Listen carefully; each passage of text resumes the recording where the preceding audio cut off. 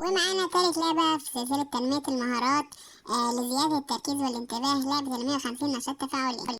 بتنمي مهارات كتيرة، منها تطابق الألوان ومعرفة الأشكال الهندسية والتمييز البصري والتتبع البصري والتطابق والانتباه السمعي والاتجاهات. فكرتها بتعتمد على تنفيذ التحديات الموجودة في الكتالوج باستخدام الكروت والبورد والقطع الموجودة اللي معاها.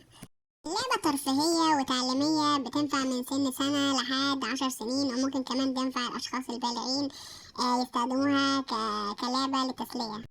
اللعبة فيها مجموعة كبيرة من التحديات بتنمي مهارات اللي بيلعبها.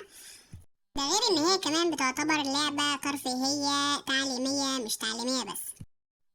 ولمزيد من التفاصيل والمعلومات عن اللعبة أو أي لعبة من الألعاب اللي على صفحاتنا، تقدروا تتواصلوا معانا في أي وقت تنورونا، هنقوم بالرد عليكم في أسرع وقت إن شاء الله.